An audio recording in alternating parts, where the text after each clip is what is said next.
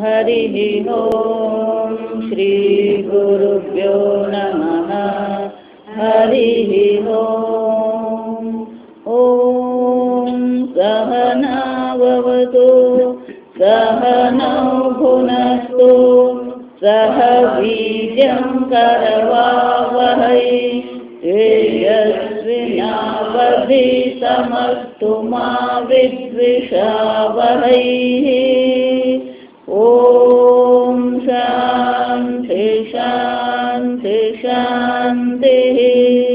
सदाशिवसमारम्भां शङ्कराचार्यमध्यमाम् अस्मदाचार्यपर्यन्तां वन्दे गुरुपरम्परां।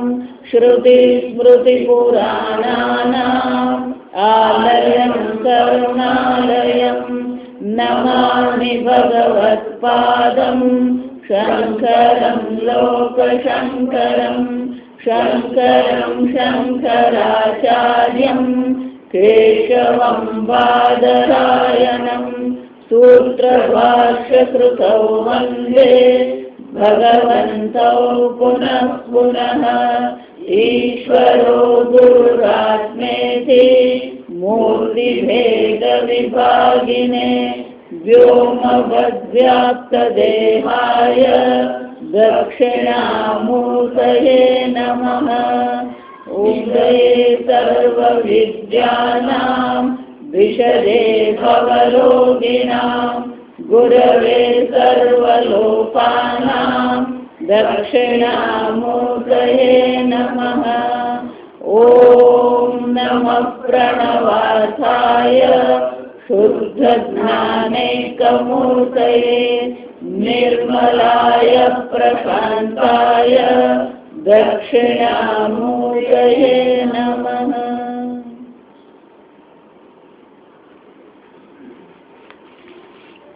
श्लोक 3 शश्वन्नश्वरमेव विश्वमखिलम्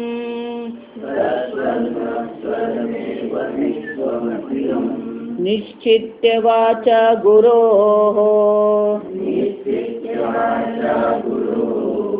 नित्यं ब्रह्म निरन्तरं विमृशता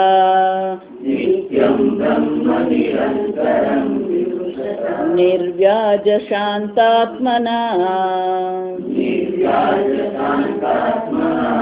भूतं भावि च दुष्कृतं प्रदहता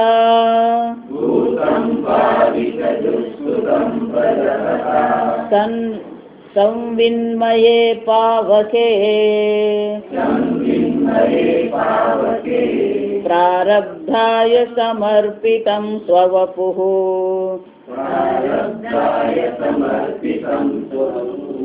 इत्येषा मनीषा मम यातिर्यं नरदेवताभिः अहम्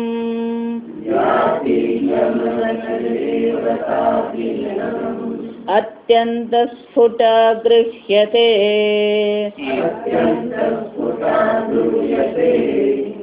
यद्भासा हृदयाक्षदेहविषयाः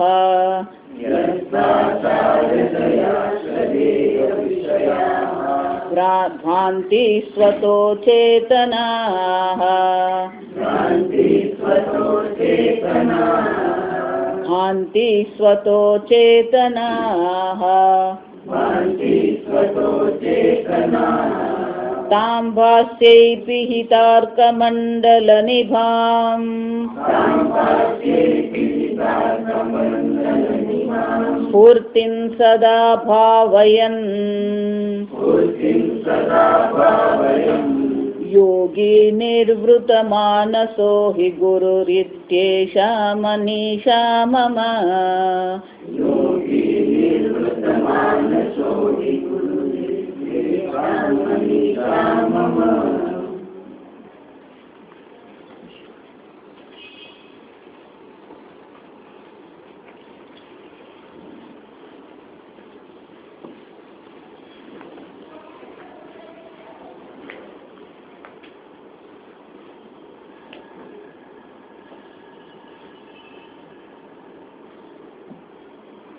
નિર્વ્યાજ શાંતાત્મના વિમૃશતા. શ્રવણ કર્યા પછી, મનન કર્યા પછી શાંતાત્મના, શાંત મનથી, પ્રસન્ન મનથી જ આપણે આ આત્માનું ચિંતન કરી શકીએ. આત્મા આનંદ સ્વરૂપ છે તો મન પણ સાપેક્ષિક રીતે પ્રસન્ન હોવું જોઈએ. આત્મા શાંત સ્વરૂપ છે તો મન પણ સાપેક્ષિક રીતે શાંત હોવું જોઈએ. આત્મા અસંગ છે તો મન પણ સાપેક્ષિક રીતે અસંગ હોવું જોઈએ. જો આ સમજ તો જ પછી આ થઈ શકે. એટલા માટે ગીતામાં 16મા અધ્યાયમાં ભગવાન દૈવી સંપત્તિ અને આસુરી સંપત્તિની ચર્ચા કરે. આસુરી તો નિબંધાય. આ આસુરી સંપત્તિ કેવી છે? બંધન કરનારી છે. દૈવી તો મોક્ષાય. આ દૈવી સંપત્તિ કેવી છે? મોક્ષ આપનારી છે. જો વિચાર, એનો અર્થ શું થયો? આસુરી વાસના ક્ષયકારિણ્યા દૈવ વાસનાયા તત્વજ્ઞાન સાધનત્વમ.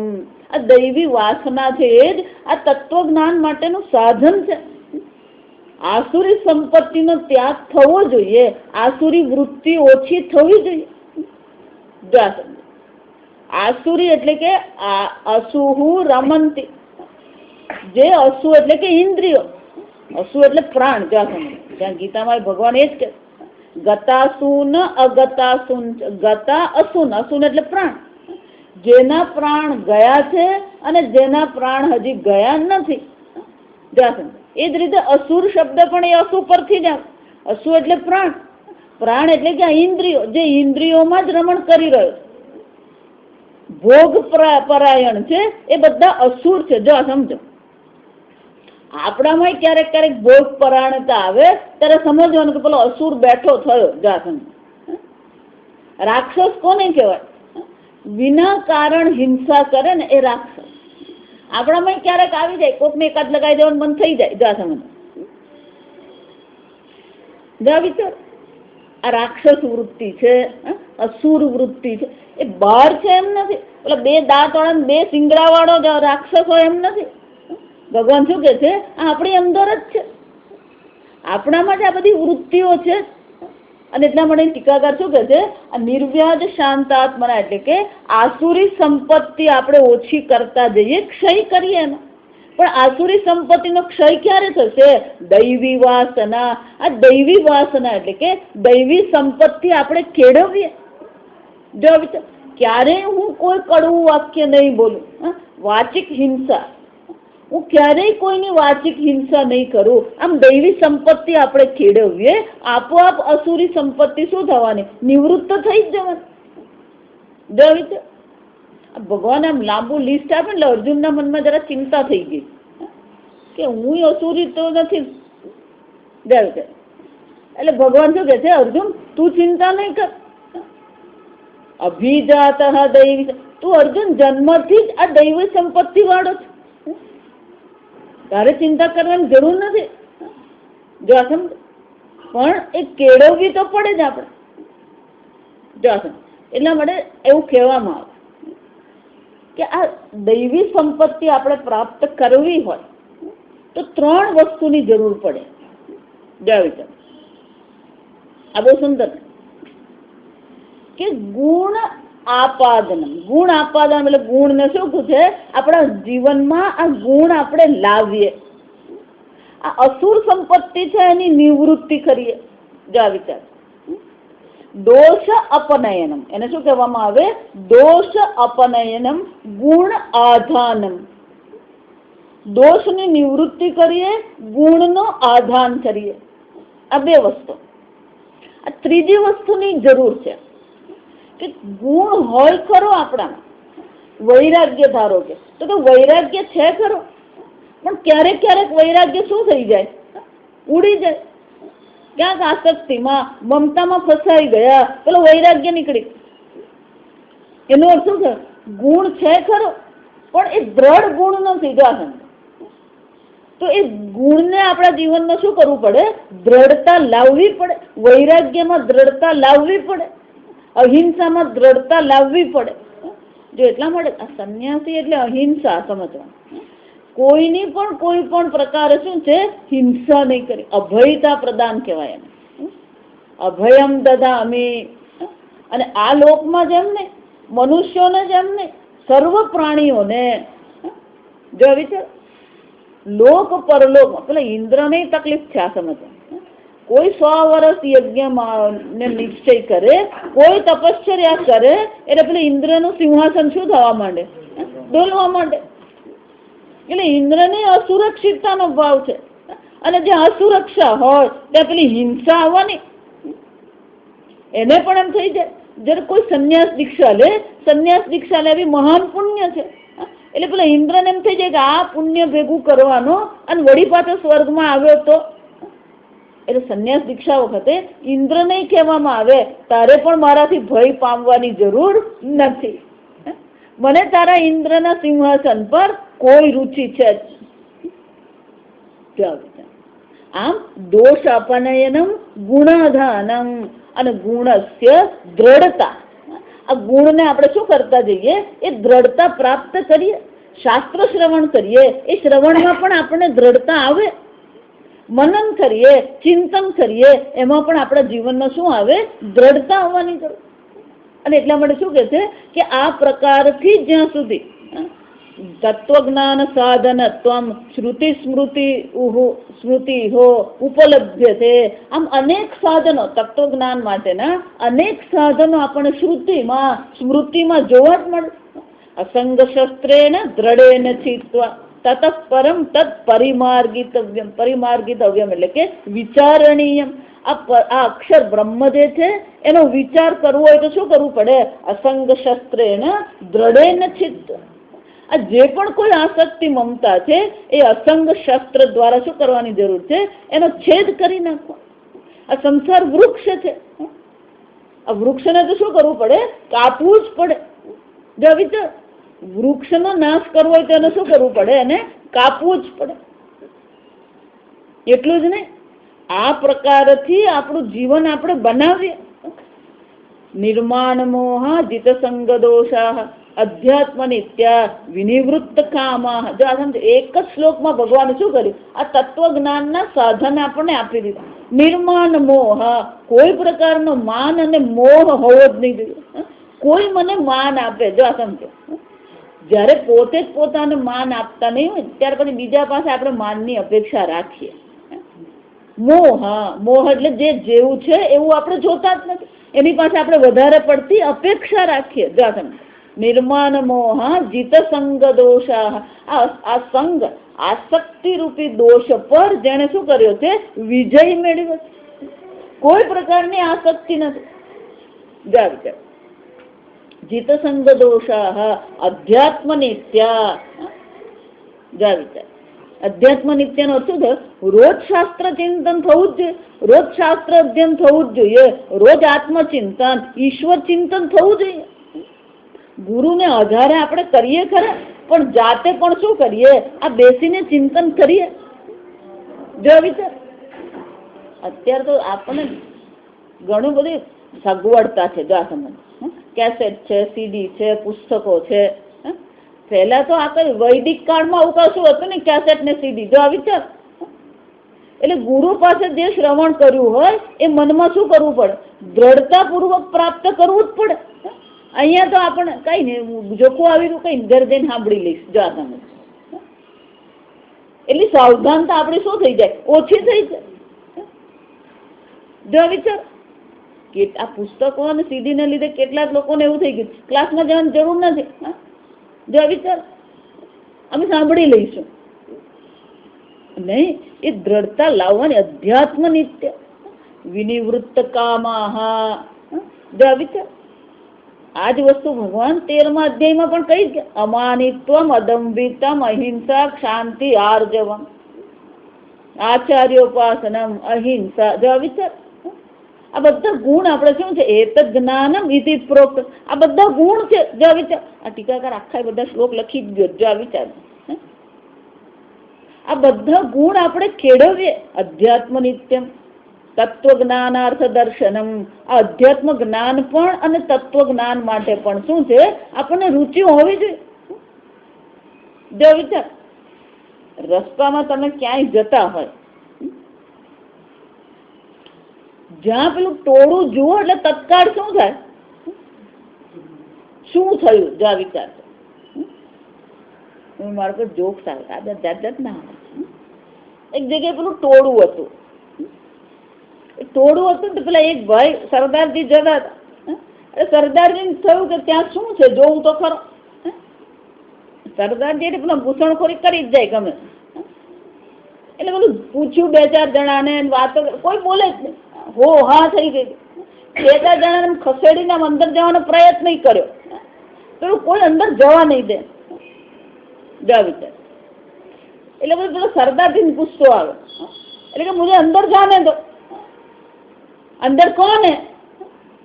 વિચાર સરદારજી પેલું શું છે ને એમ જોવું છે. જો એટલે એને પેલા કીધું બરા બાપ હે વહાં. એટલે બધા હો આના બાપા છે એટલે બધા શું કર્યું? પેલી જગ્યા કરી આપી. જ્યાં જગ્યા પર અંદર જોયું ને પેલો ગધેડો પડેલો છે.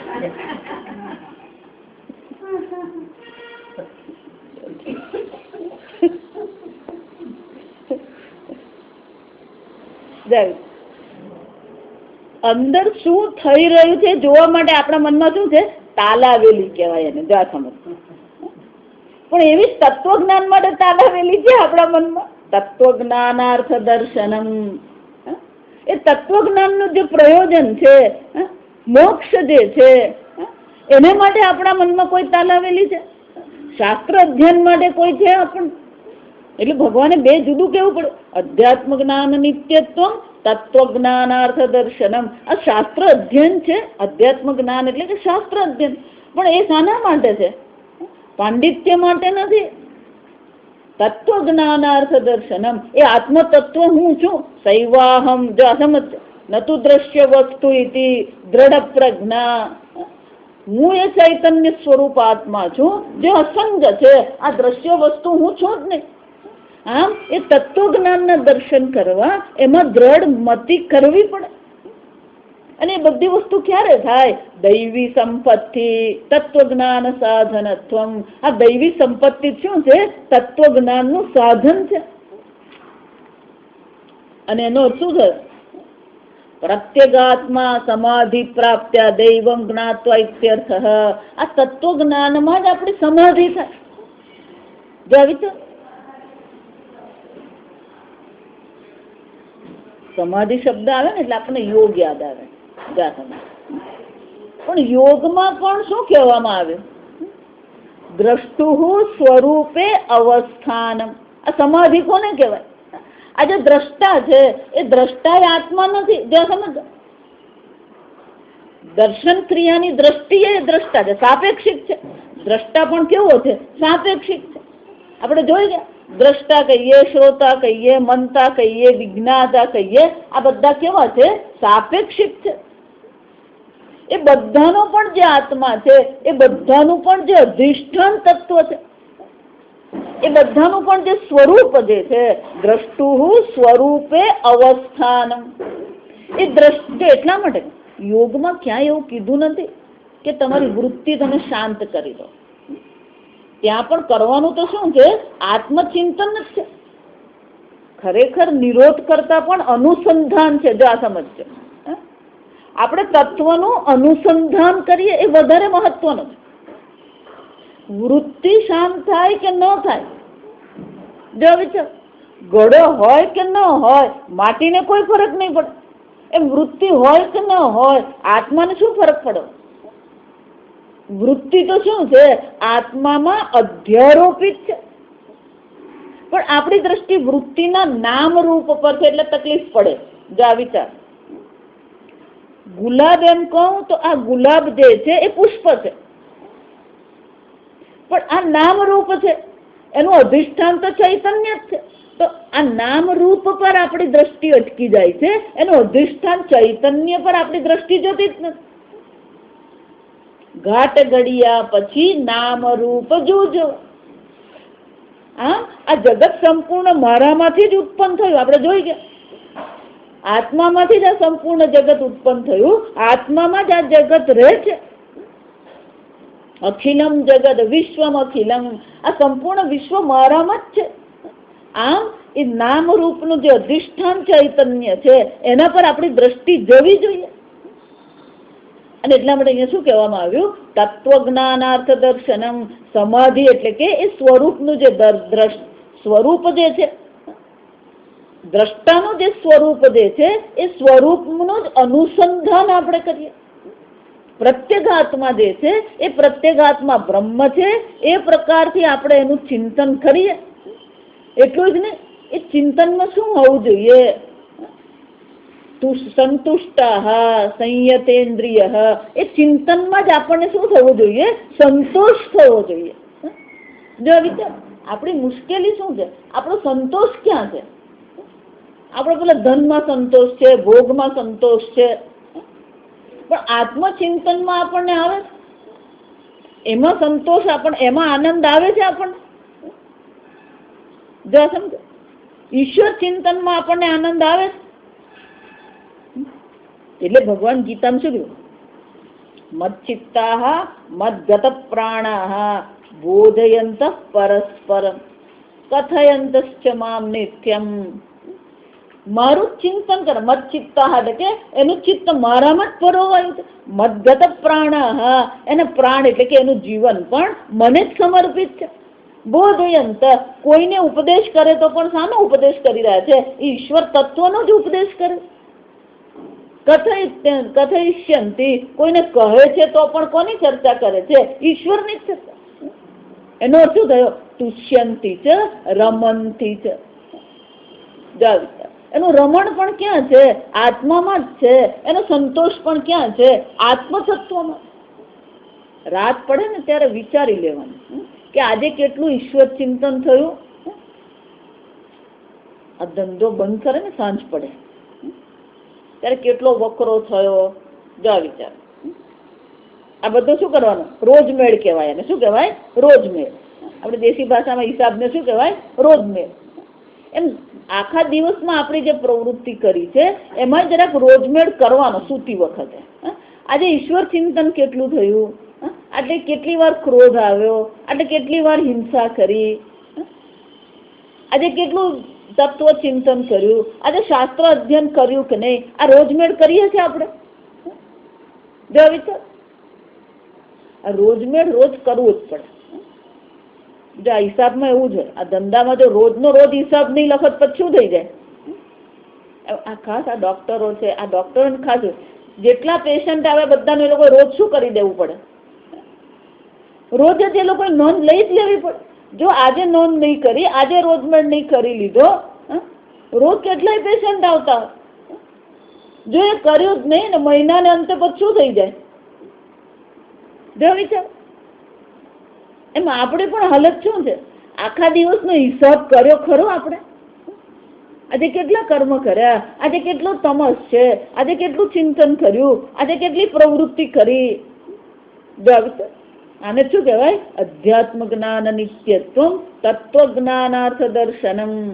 આ જ પ્રકારથી આપણો સંતોષ, આપણું રમણ ક્યાં હોવું જોઈએ? આ આત્મચિંતનમાં જ હોવું જોઈએ. અને આ પ્રકારથી જયારે ચિંતન કરવામાં આવે,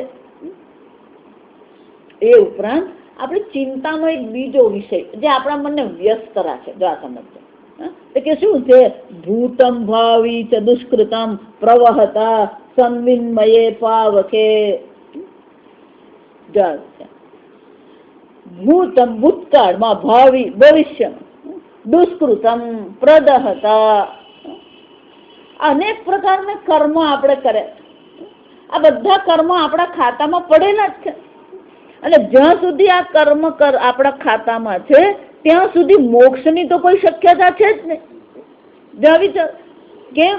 આ પ્રારબ્ધ કર્મ પૂરું થયું, આ દેહ છૂટી ગયો, સંચિત કર્મમાંથી શું થવાનું? નવું પ્રારબ્ધ કર્મ બની જ જવાનું. તો એનો અર્થ શું છે? આ પ્રકારથી ચિંતન કરતા કરતા એ તત્વ જ્ઞાનને જે છે, આ સમજો. અહીંયા શું કે છે? સંવિન્મયે પાવકે. આ ચૈતન્યમય જે પાવક એટલે કે અગ્નિ છે. જો આવી છે, અઘરું અહીંયા જ છે. આ સમજજો. શાસ્ત્ર શ્રવણ કરવું ને એ દુર્લભ છે, પણ એ સહેલું જ છે. આ સમજજો. મનન કરવું એ સહેલું છે, પણ એ ચિન્મય જો સમજો, એ ચૈતન્ય સ્વરૂપ આત્માનું જે જ્ઞાન છે એ જ્ઞાન કેવું બનવું જોઈએ? પાવખે, એ અગ્નિ સમાન બનવું જોઈએ. ગીતામાં ભગવાન શું કહે? જ્ઞાનાગ્નિ સર્વ કર્માણી ભસ્મસાત કુરુતે તથા. આ જ્ઞાન રૂપી અગ્નિ પ્રજ્વલિત થવો જોઈએ. એ જ્ઞાન રૂપી અગ્નિ જ્યાં સુધી પ્રજ્વલિત થાય નહીં ત્યાં સુધી શું છે? સર્વાણી કર્માણી, આ સર્વ કર્મ ભસ્મ થવાના જ નથી.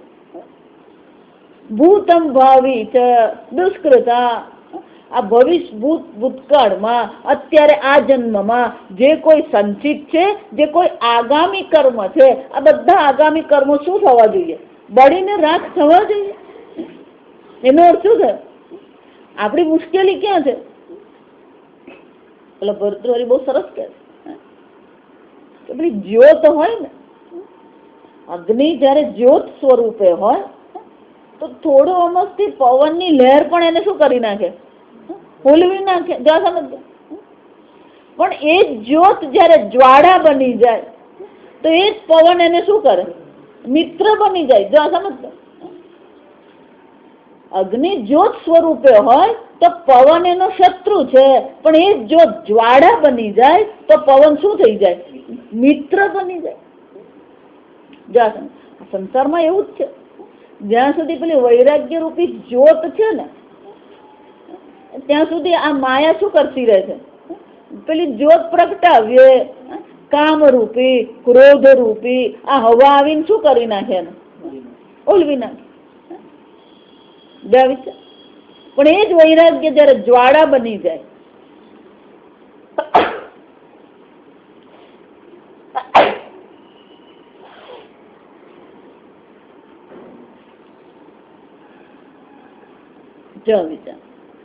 એ જ્યોત શું બની જાય?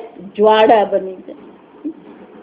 આમ આ જ્ઞાનમાં એવું જ છે, વૈરાગ્યમાં છે એમ નહીં, જ્ઞાનમાં એવું જ છે. તત્વજ્ઞાન શ્રવણ કરીએ ત્યારે બધું બરાબર લાગે. બહાર નીકળે અને કોઈ કે કંઈક કહ્યું એટલે વળી પાછું થઈ ગયું, મને તો ખોટું લાગી ગયું, એ પાછું લાગી જ જાય. જો અને એટલા માટે શું કે છે? આ જ્વાળા જ્ઞાન પણ શું, જેમ વૈરાગ્યની જ્વાળા હોવી જોઈએ એમાં જ્ઞાન પણ શું થવી જોઈએ? જ્ઞાન જે છે એ જ્વાળા બનવી જોઈએ. સન્વિન્મયે પાવખે, આ જ્ઞાન રૂપી આ ચૈતન્ય સ્વરૂપને જ્વાળા એકવાર અગ્નિની જ્વાળા બની એ શું કરશે? પ્રદહતા, આ બધા ભૂત ભાવિ સંચિત આગામી સર્વ કર્મ સર્વ દોષને શું કરી દેશે? બાળીને રાખ કરી નાખે. અને એકવાર જેનું જા સમજશે આગળ જોઈ ગયા યસ્ય દ્રઢા પ્રજ્ઞા, જેની આ પ્રકારની દ્રઢ મતિ છે, જેની આ જ્ઞાન રૂપી જ્વાળાથી સર્વ પ્રકારના કર્મ સર્વ પ્રકારની વાસનાઓ બળીને રાખ થઈ ગઈ, પ્રદહતા. તો પછી એનું જીવન શું છે?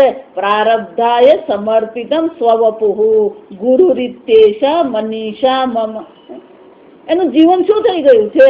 એ પ્રારબ્ધને એનું જીવન સમર્પિત. કે સંચિતનો નાશ થઈ ગયો, આગામીનો નાશ થઈ ગયો, બાકી રહ્યું એ કયું છે?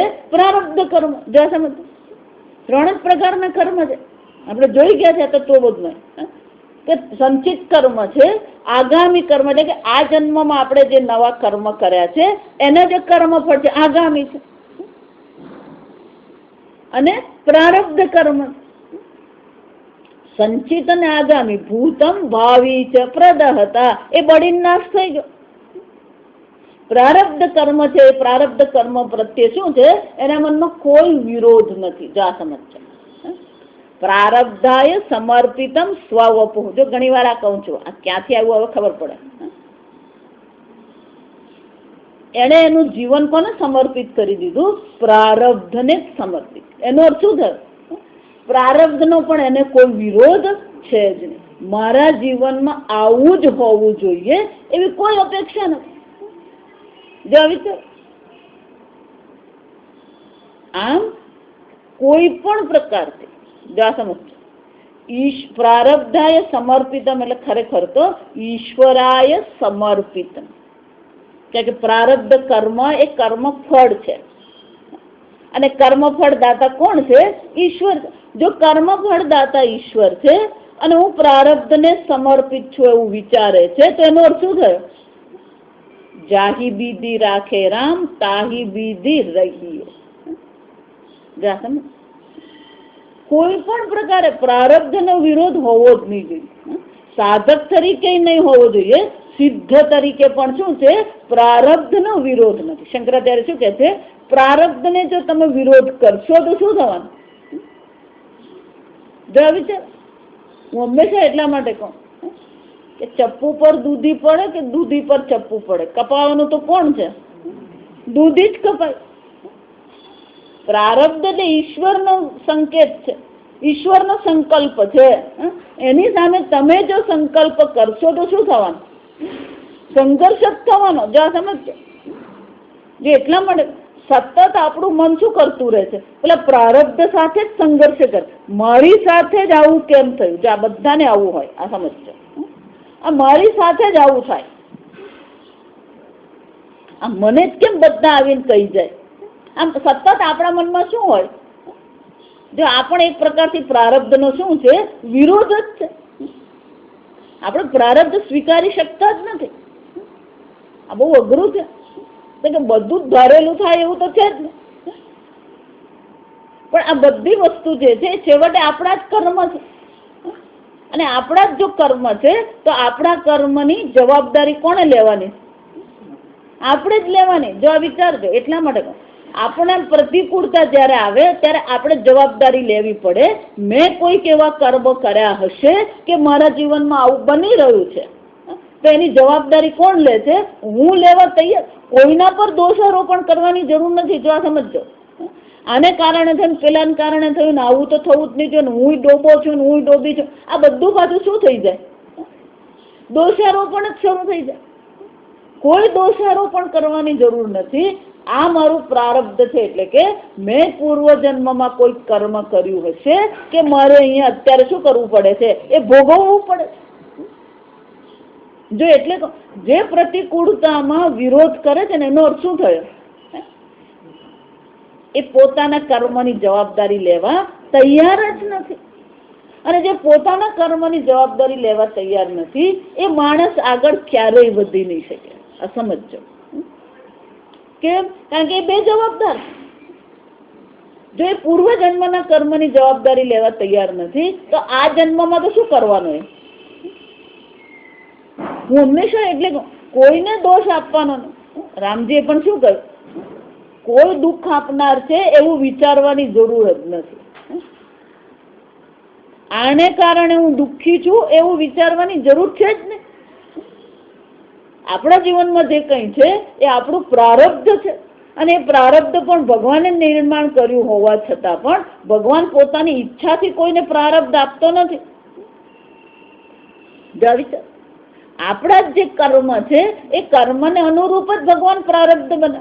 જો ભગવાન આપણું પ્રારબ્ધ નક્કી કરતો હોય, જો સમજ, તો પછી ભગવાન કેવો થઈ ગયો? પક્ષપાતી થઈ ગયો. જો વિચાર, તો ભગવાન પક્ષપાતી છે. જે સર્વજ્ઞ હોય એ ક્યારેય પક્ષપાતી નહીં હોય. જે સર્વજ્ઞ હોય એ ક્યારેય કોઈ ભૂલ કરે નહીં. જે સર્વજ્ઞ હોય એમાં કોઈ ખામી હોય નહીં. તો પ્રારબ્ધાય સમર્પિતમ નો અર્થ શું થઈ ગયો? ઈશ્વરાય સમર્પિતમ. જા સમજો. સંપૂર્ણપણે ઈશ્વરની શરણાગતિ હોય. જો ઈશ્વરની શરણાગતિ હશે ને તો સાધક અવસ્થામાં તમે પ્રસન્ન રહી શકો. સિદ્ધ અવસ્થામાં પણ શું છે? આ પ્રસન્નતા રહે. મારા શ્રી અમને એવું કહેતા કે આ તત્વજ્ઞાન પણ જે છે એ તત્વજ્ઞાનમાં પેલી દ્રઢતા આવતી નથી. સમજાય તો જાય છે કે હું અસંગ ચૈતન્ય, સમજાય તો ગયું કે હું પૂર્ણ બ્રહ્મ, તો પેલી દ્રઢતા આવે નહીં. એ દ્રઢતા કેમ નથી આવતી? કારણ કે ઈશ્વરની શરણાગતિ નથી. જો એટલે ભગવાને છેવટે ત્યાં છેલ્લે શું કેવું પડ્યું? સર્વધર્માન પરિત્યજ્ય મામેકમ શરણમ વ્રજ. અર્જુન, જ્યાં સુધી તું પૂર્ણતઃ હું એક અદ્વિતીય બ્રહ્મને શરણે તું નહીં જાય. સર્વધર્માન સર્વ કર્માન જાગશે. સર્વધર્મ સર્વ કર્મનો ત્યાગ કરીને. કેમ? કે આપણને ભરોસો કર્મ પર વધારે છે, આપણને ભરોસો આ જગત પર વધારે છે. ઈશ્વર કરતા આપણો વધારે ભરોસો કોના પર છે? જો વિચાર. પણ ખરેખર ભરોસો કોના પર થવો જોઈએ? ઈશ્વર પર. જ્યાં ઈશ્વરની શરણાગતિ હશે ને ત્યાં મન ક્યારેય દુઃખી નહીં થાય. જો એટલે આ બધા મહાન પુરુષોને તમે જુઓ તો એમના જીવન કેવા હતા. મીરાબાઈ જીવનમાં શાંતિ હતી, તુકારામને શાંતિ હતી, નરસિંહ મહેતાના જીવનમાં શાંતિ હતી. આ બધાના જીવન જોઈએ તો જીવનમાં શું હતી? અનેક પ્રકારની પ્રતિકૂળતાઓ હતી. પણ એ પ્રતિકૂળતા હોવા છતાં પણ ઈશ્વર ચિંતનનું શું છે? ક્યારેય ત્યાગ નહીં. આમ આ ઈશ્વરની શરણાગતિ, ઈશ્વરનું ચિંતન સતત આપણા જીવનમાં રહેવું જોઈએ. અને તો જ પછી શું થઈ શકે? પ્રારબ્ધાય સમર્પિતમ સ્વવપુઃ. જો એટલે ભગવાને પણ ત્યાં કહ્યું જ્ઞાની ચ આત્મૈવ મે. આ જ્ઞાની પણ મારો ભક્ત છે. આ જ્ઞાની ભક્ત છે એનો અર્થ શું થયો? જ્ઞાનીએ પણ પોતાનું બધું કોને સમર્પિત કર્યું? ઈશ્વરને સમર્પિત. ઈશ્વર પર છોડી દેવા. પણ આપણે છોડી શકતા નથી. જો સમજતા છોડી શકીએ છીએ આપણે, છોડી શકતા તો ચિંતા થાય જ નહીં. જો સમજતા ચિંતા થાય છે એ શું બતાવે? આપણાથી છૂટતું નથી. અને એટલા માટે શું કીધું? જેની આ પ્રકારથી દ્રઢમતી થઈ ગઈ છે, જેના આ તત્વજ્ઞાન રૂપી અગ્નિમાં સર્વ પ્રકારના કર્મ બળીને રાખ થઈ ગયા છે અને પ્રારબ્ધ કર્મને એને પોતાને શું કર્યું છે? સમર્પિત. પ્રારબ્ધાય સમર્પિતમ સ્વવપુઃ. પોતાના શરીરને, પોતાના મન બુદ્ધિને એને શું કર્યું છે? આ પ્રારબ્ધને સમર્પિત કર્યું. અને આવું જેણે પ્રારબ્ધને સમર્પિત કરી દીધું છે, ગુરુ રીત્યેશા મનીષા મમ. એ મારા ગુરુ હોઈ શકે. ચાંડાલોસ્તુ ન તો દ્વિજોસ્તુ.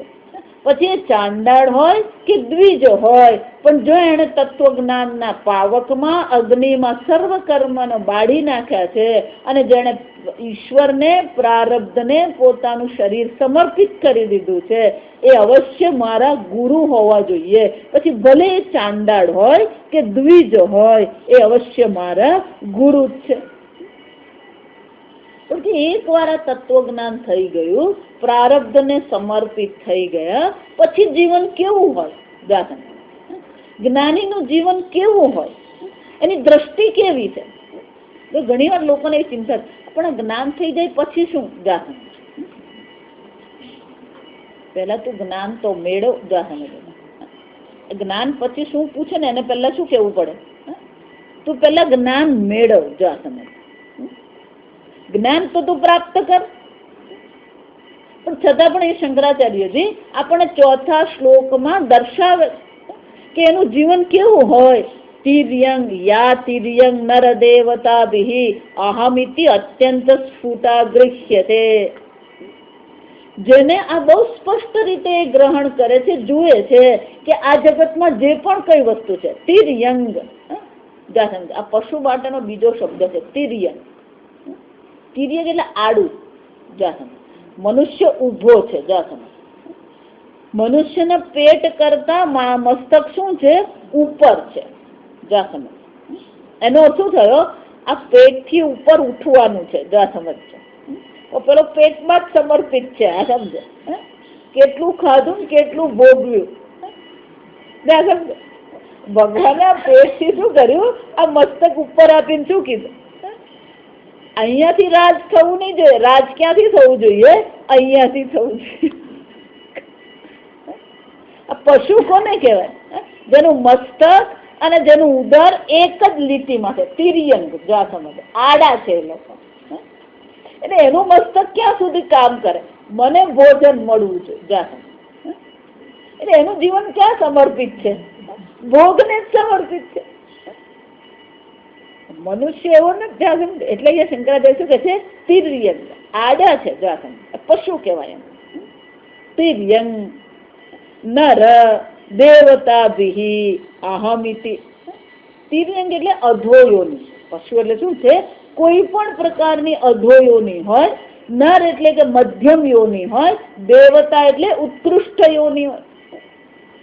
કોઈ પણ યોની હોય. દેવતા સર્વમાં એ શું કરી રહ્યો? સર્વત્ર સમદર્શન.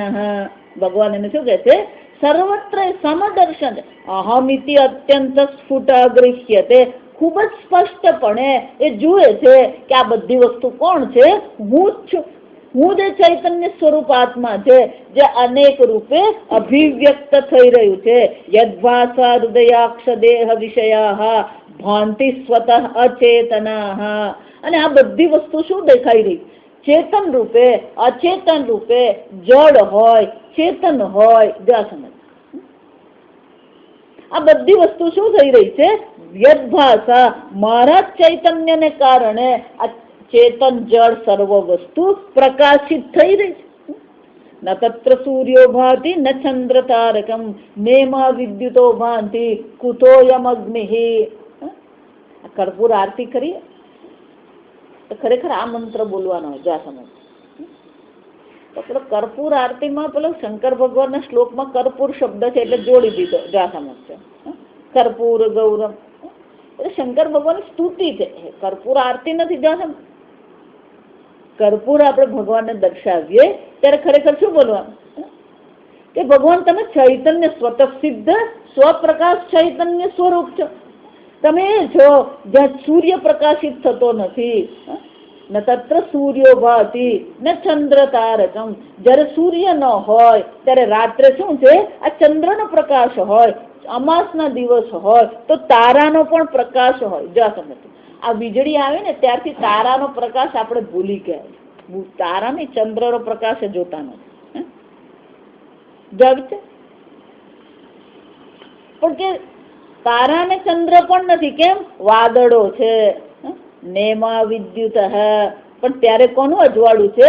આ વીજળીનું અજવાળું છે. સૂર્ય છે, ચંદ્ર છે, તારા છે, વિદ્યુત છે. પણ તમે કોણ છો? ભગવાન. ન તત્ર સૂર્યો ભાતિ ન ચંદ્ર તારકમ નેમા વિદ્યુતો ભાતિ કુતોયમ અગ્નિ. ભગવાન, આ કર્પૂર આરતીને, આ કર્પૂરના જે જ્વાળા છે એના દ્વારા હું તમને પ્રકાશિત કરવાનો પ્રયત્ન કરું છું. પણ તમે તો એ છો જે સૂર્ય, ચંદ્ર, તારા કે વિદ્યુતે પ્રકાશિત થઈ શકતી નથી. તમને પ્રકાશિત નહીં કરે.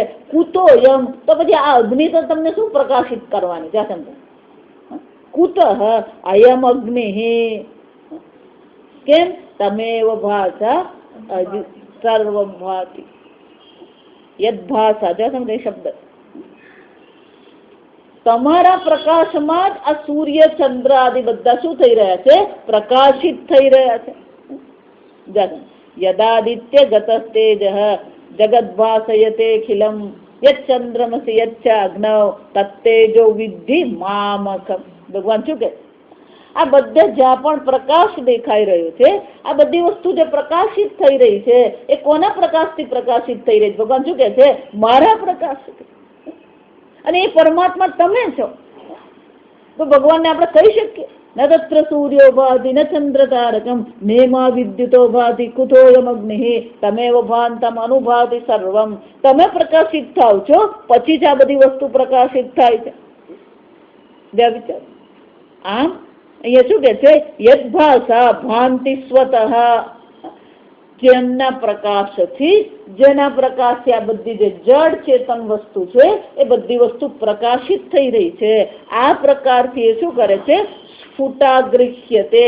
સ્પષ્ટપણે આ એનું જ્ઞાન છે, એની સમજ છે. હું જગત પર આધાર રાખતો નથી. જગત પોતાના અસ્તિત્વ માટે, પોતાના પ્રકાશ માટે, પોતાના આનંદ માટે મારા પર આધાર રાખે છે. આ જગત પરતંત્ર છે, પરપ્રકાશ છે. હું કોણ છું? સ્વતંત્ર છે, સ્વપ્રકાશ છે. આ પ્રકારથી એની શું છે? દ્રષ્ટિ છે. આગળ આપણે આવતીકાલે જોઈશું.